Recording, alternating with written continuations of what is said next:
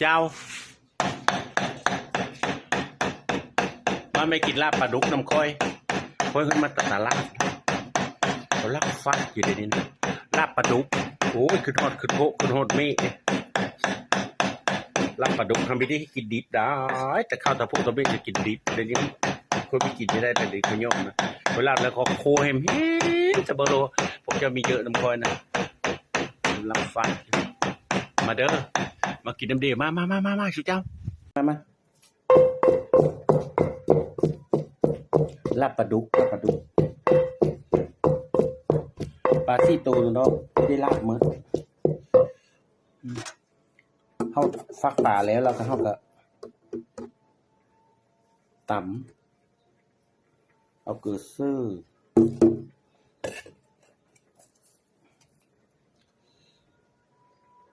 เผ็ดโคซื่อ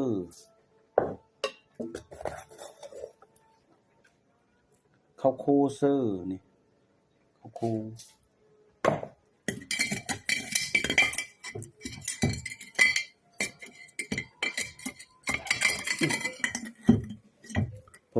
ผงชูรสซื่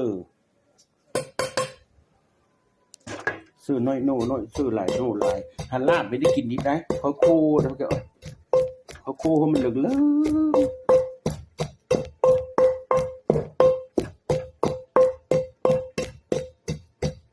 ต่ำก็มันได้แต่พอตะเมียนี่กินดีเลยลาบปลาดุกลาบปลาตอกลาบปลาป้าลาบปลาสู้เพิ่นมีแต่กินดิบโยมค่อยมีกล้ากินค่อยโคค่อยคิดเยอะแซ่บได้ลาบปลาดุกโคมันมันนะผมโกงเสร็จxongเด้อแล้วสิเฮ็ดให้พวกเจ้าเบิ่งเด้อจะเบิ่งตามขั้นตอนไปเด้อสิเจ้ามาเด้อคันเยอะเสิร์ฟมากินน้ำดีบ่ปลาดุก4 โตปลาดุกน้อยไปตับมันได้ได้ตับมันละเอียดละอ้อยได้ลาบปลาดุกโอ้ยขึ้นฮอดปูคนนอนยาคุณฮอดตาขึ้นฮอดนายเพิ่นพากินแต่เก่าเจ้าข้ามแต่เลย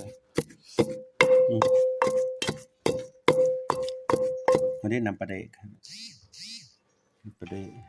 เด้บัวผักมันก็โยดลงโลกก็ได้เนี่ยโนดเสียเดียวเลยเฮายังละคูอยู่ดิมือเริ่มมากาอันนั้นอยู่เขาจะกินแดงยุคคู่มือนี่มันเป็นแปลงไปมันก็ได้สิจ้ะอันโต๊ะพักอันนั้นเป็นมิโจมโนจนก็งามเนี่ยก็พูดอย่างแล้วกำลังงามไปสดจะก็คือมาโทมันนะเอาเพื่อพักปูพักเขาสนโทษนะเด้อสิเจ้าเด้อ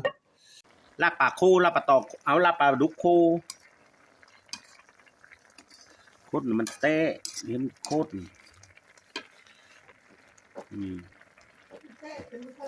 ลาบปลา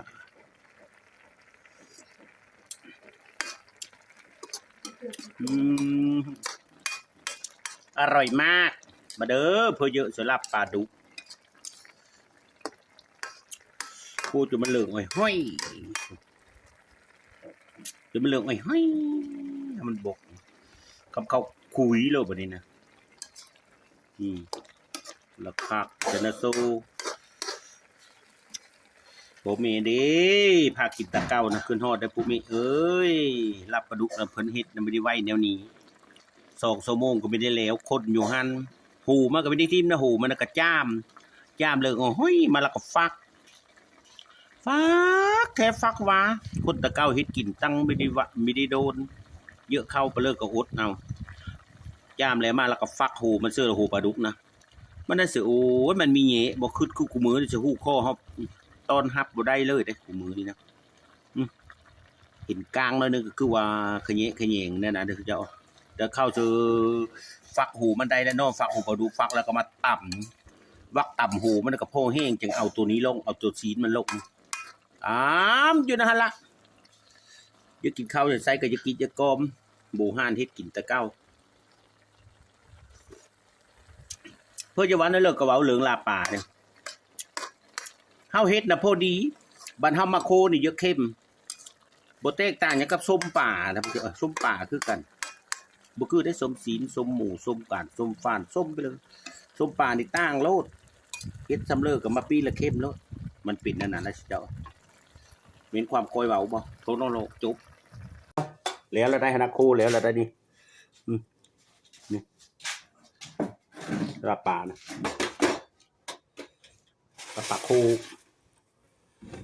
มากินน้ำดื่มนี่ตัว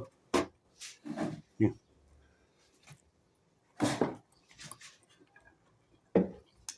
ครับ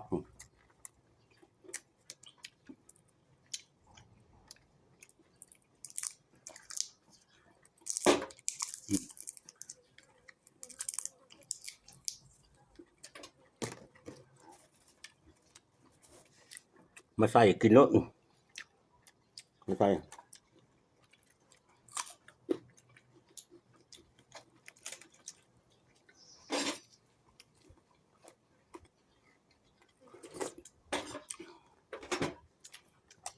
กินรสมาใส่ยัง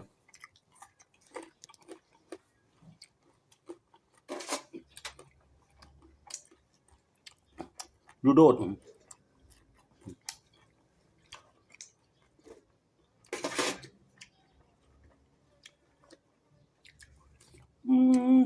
จะแซ่บเลยชูแล้วปลาดุก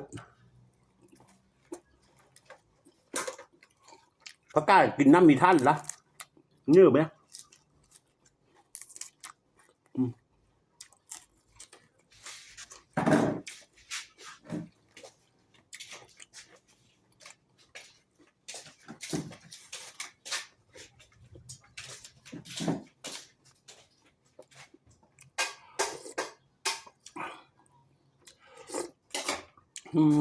แล้วใจกันเนาะ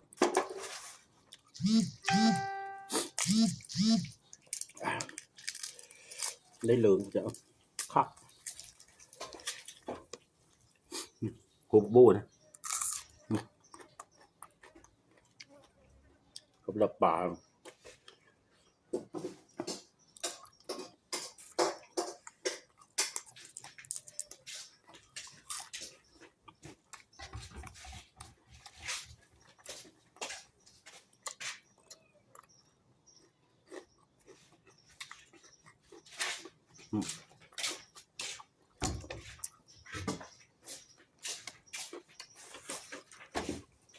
จะใจอะมันก็ถึงกันนะเฮ้ย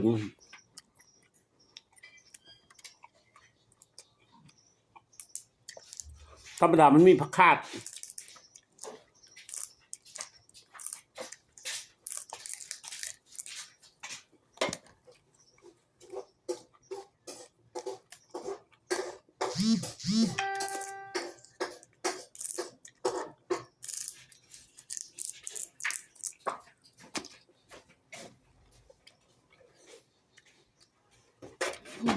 ได้เลยเนาะปลาดุกน้อย4 ตัวนี่เราพักมันแหน